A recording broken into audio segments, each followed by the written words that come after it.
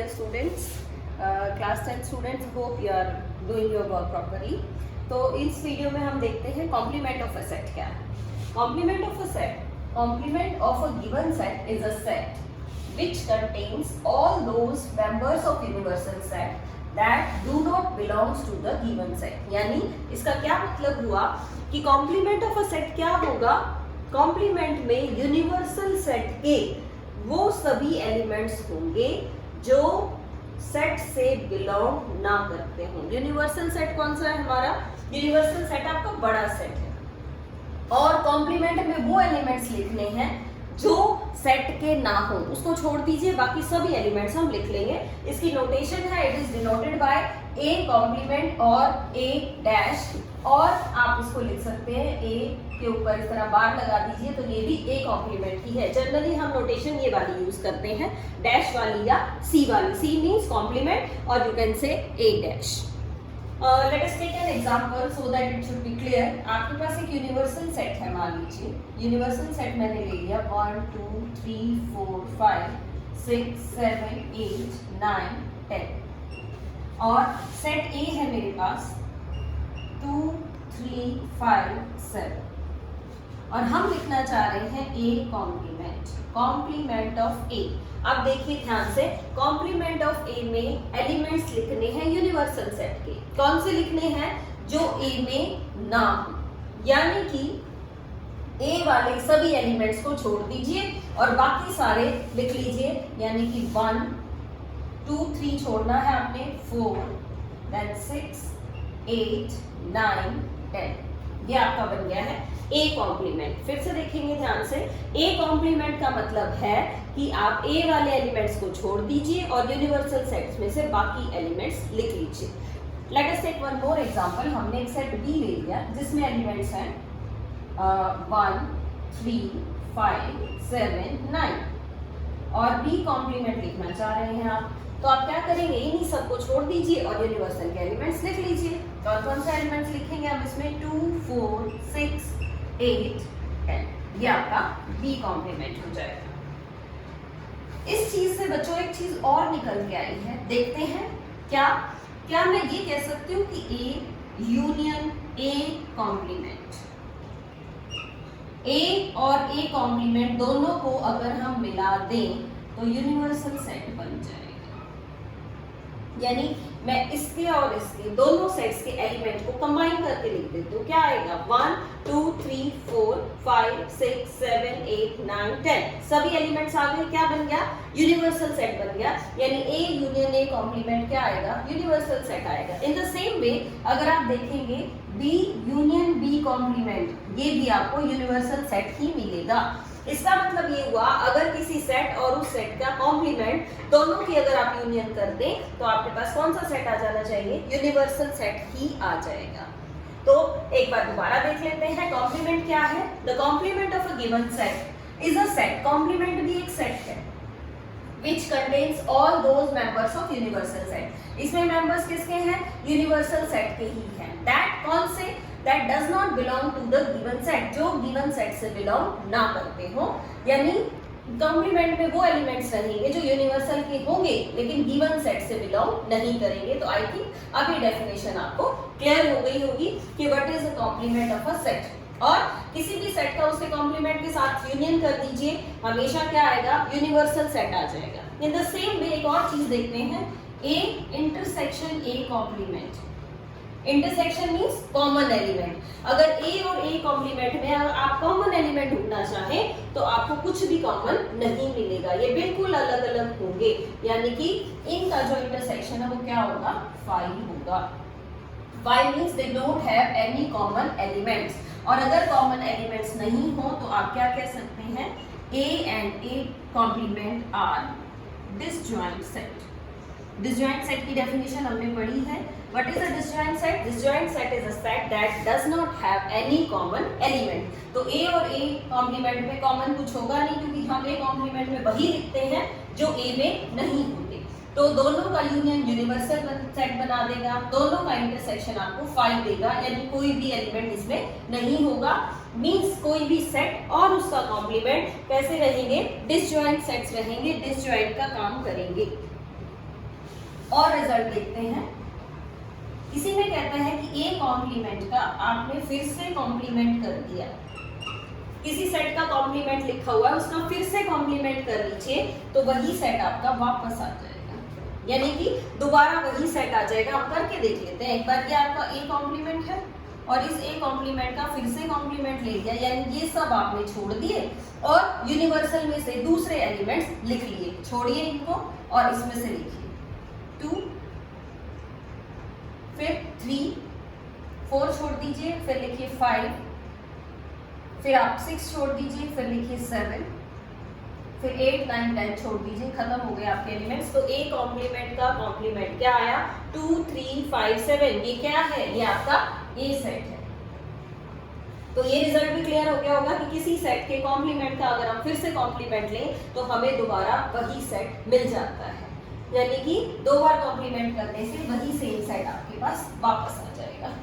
तो इसी के साथ कॉम्प्लीमेंट वाला जो आपका टॉपिक है वो भी हमारा कंप्लीट हो गया है, यानी कि कॉम्प्लीमेंट में वो सेट्स लेने हैं जिस सेट का कॉम्प्लीमेंट आप लिखना चाहें उसको छोड़ के यूनिवर्सल सेट के सभी एलिमेंट्स को आप लिख सकते हैं।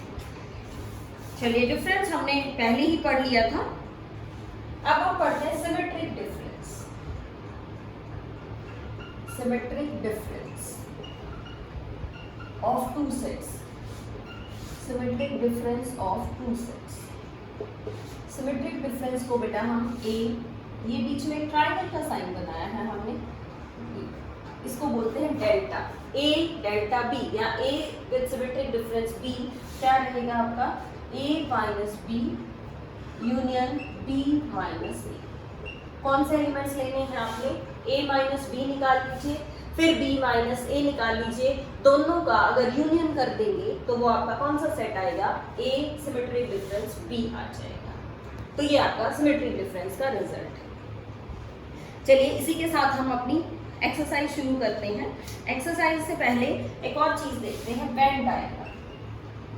वेन डायग्राम, वेन डायग्राम क्या होता है? वेन डायग्राम आपकी क्या है? ग्राफिकल रिप्रेजेंटेशन है। ग्राफिकल रिप्रेजेंटेशन है, यानी सेट्स हमने पढ़ लिए, अब हम इसका इस तरह एलिमेंट्स की फॉर्म में ना पढ़ के ग्राफिकली रिप्रेजेंट करेंगे, तो उसका नाम वेन डायग्राम है। वेन आपके एक साइंटिस्ट हुए थे जिन्होंने इस डायग्राम वाला प्रोसेस दिया, इसीलिए इसका वेन डायग्राम नेम है। इसमें सिस्टम क्या रहता है? इसमें जो यूनिवर्सल सेट होता है ना आपका, you means universal set. Universal set, universal set को रिप्रेजेंट करते हैं किससे? Represented by rectangle. किससे रिप्रेजेंट करेंगे? रेक्टेंगल से रिप्रेजेंट करेंगे। और जो सेट्स होंगे ए बी सी, जो भी आपके सेट्स होंगे, represented by a closed curve. Closed curve like circle. इनको रिप्रेजेंट करने के लिए क्या यूज करेंगे? सर्कल का यूज करेंगे, सर्कल की शेप रखेंगे। एक क्वेश्चन करते हैं तब ज्यादा क्लियर होगा कि उसको वेन डायग्राम से हम कैसे रिप्रेजेंट कर सकते हैं। वेन डायग्राम से रिप्रेजेंट करने का आपका क्या मेथड रहेगा? चलिए लेट अस सी।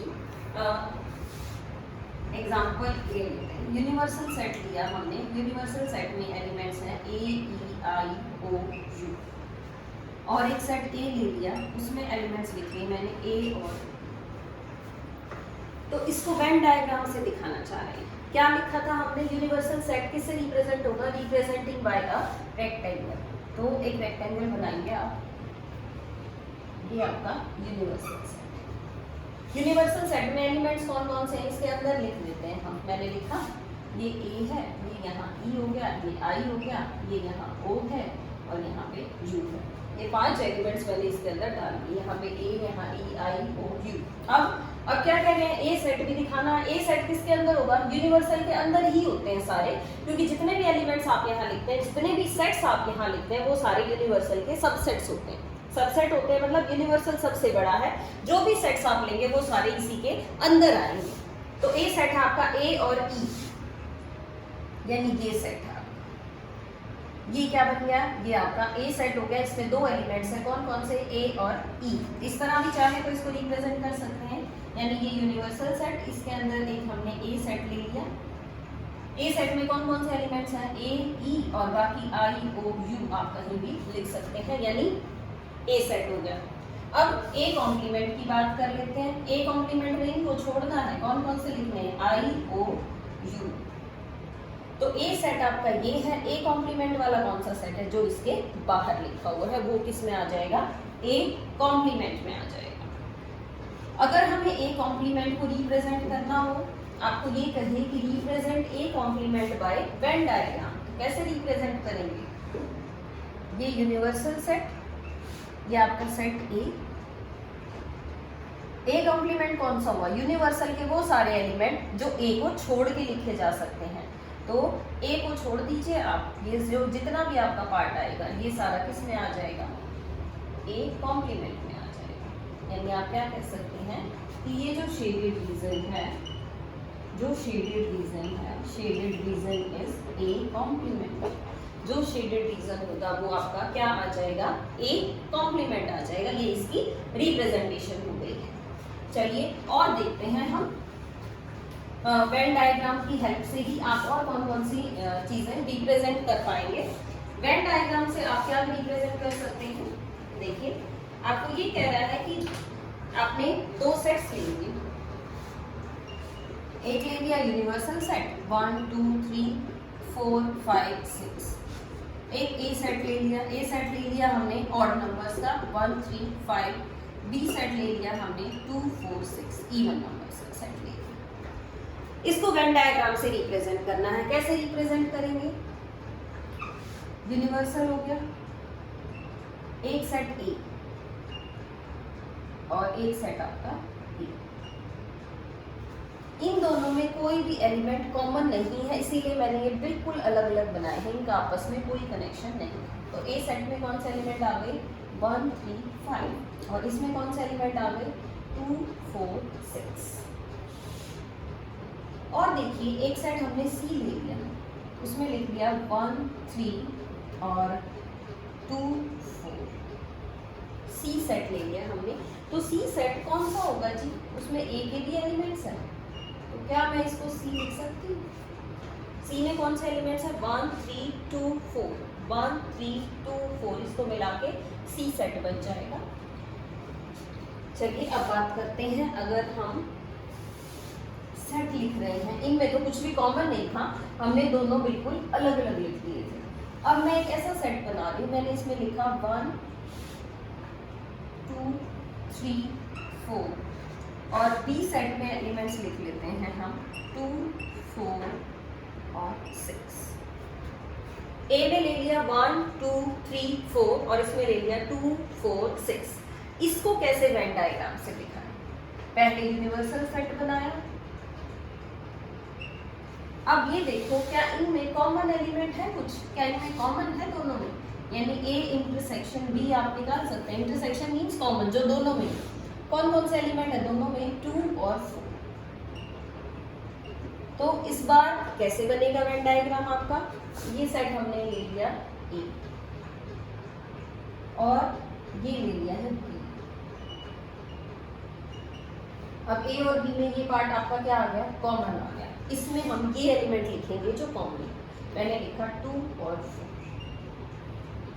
2 और 4, यानी ये क्या है आपका ए इंटरसेक्शन बी। कौन से वाला, ये जो आपका शेडेड पार्ट है ये आपका काम करेगा ए इंटरसेक्शन बी। अब ए के एलिमेंट लिखना चाह रहे हैं, यहाँ पे लिख लीजिए 1 3, यहाँ पे लिख लीजिए 6। इसको मैं लिख देती हूँ दोबारा से, ये आ जाएगा 2 और 4। देखिए क्या सभी एलिमेंट आ गए। ए के एलिमेंट थे 1 2 3 4, 1 2 3 4, बी के एलिमेंट है 2 4 6। अब आप बी देखेंगे ध्यान से तो 2 4 6, ये दोनों में क्योंकि कॉमन एलिमेंट है तो कॉमन एलिमेंट को आप इस तरह से लिखेंगे। जो कॉमन है उसके लिए कॉमन पार्ट बना दीजिए। अगर कॉमन नहीं होंगे जैसे पिछले क्वेश्चन में थे तो आपको कॉमन लेने की जरूरत नहीं है, आप उसको अलग अलग लिख सकते हैं। चलिए अब अगर आपको ये कहे कि ए यूनियन बी को रिप्रेजेंट करें, ए यूनियन बी था क्या आपका, ए यूनियन बी था x such that x belongs to A और x belongs to B. A union B आपका ये सेट था, या तो x a से बिलोंग करेगा या आपका x b से बिलोंग करेगा।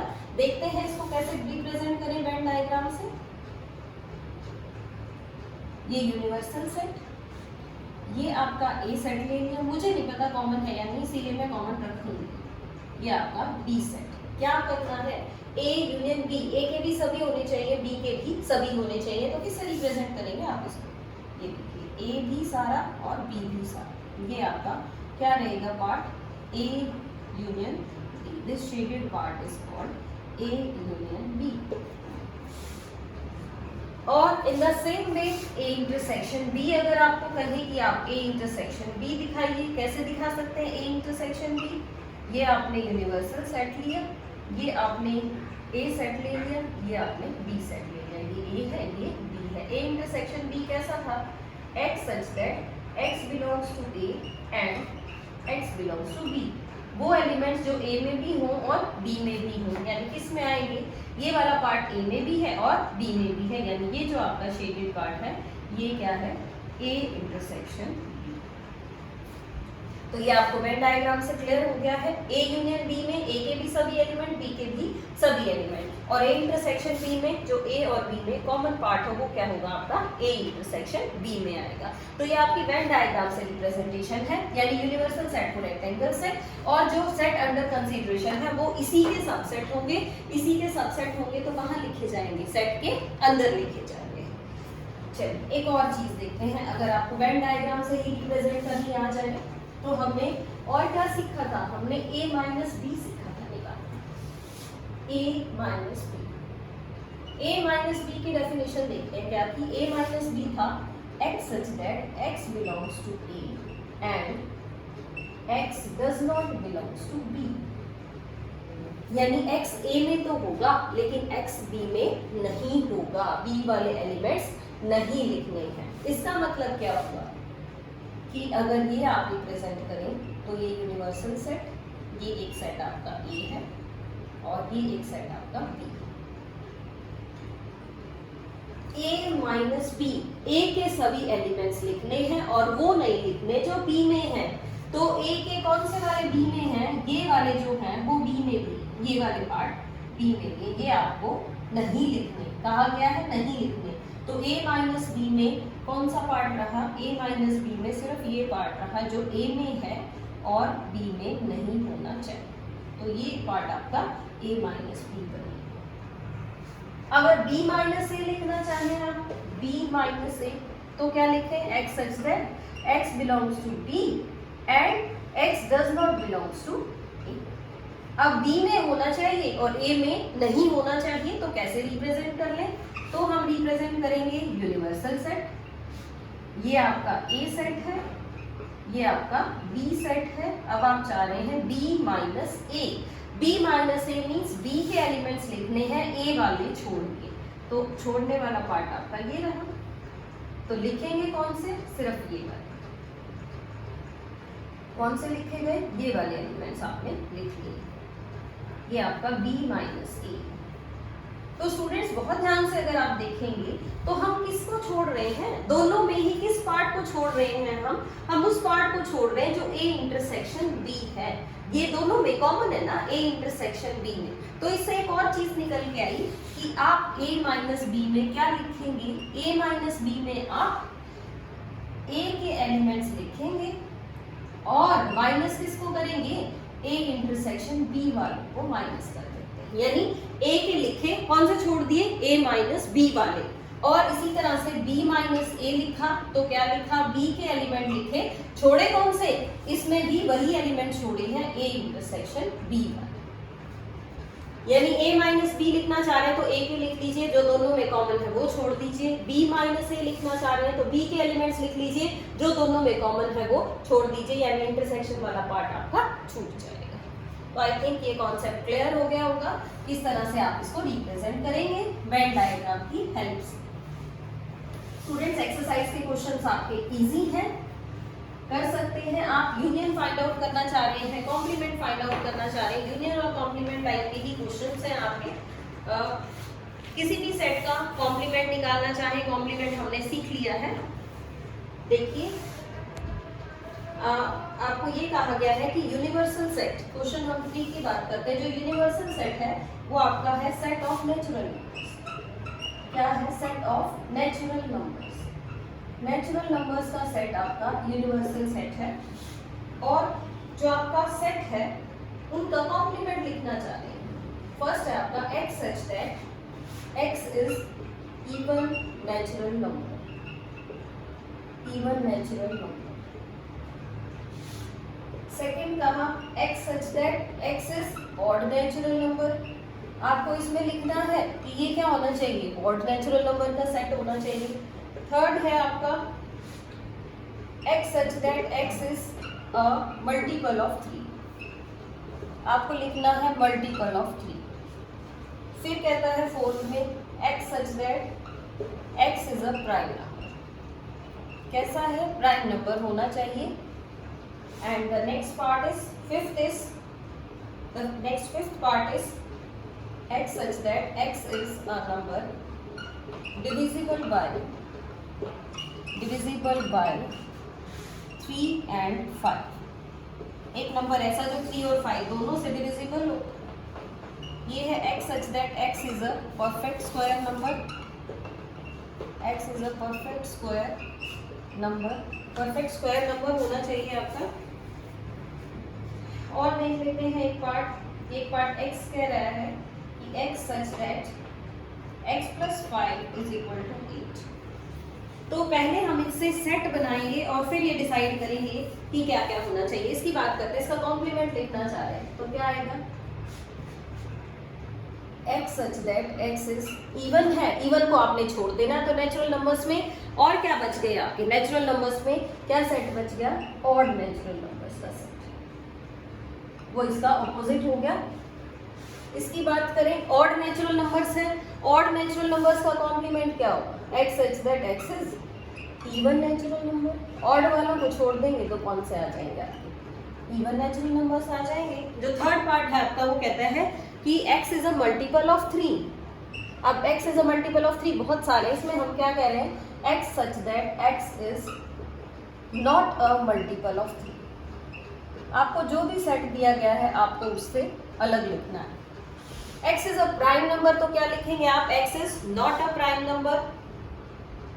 नेक्स्ट की बात करें, x such that x is a number divisible by 3 and 5, तो इसमें क्या लिखेंगे? x such that x is a number not divisible by 3 and 5। इसका कॉम्प्लीमेंट हो जाएगा x such that x is a number which is not a perfect square.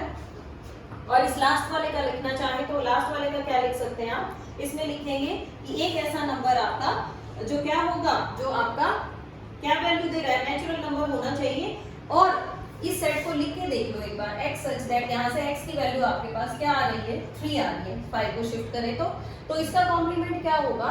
इसका complement होगा कि x such that x is not equal to 3। x 3 नहीं होना चाहिए, बाकी सारे नेचुरल नंबर इसमें आ जाएंगे। आपको एक ही नंबर छोड़ना है और वो नंबर है आपका 3। कि आप 3 लिख सकते हैं। 3 नंबर कैसा रहेगा? वो आपका नेचुरल नंबर रहेगा।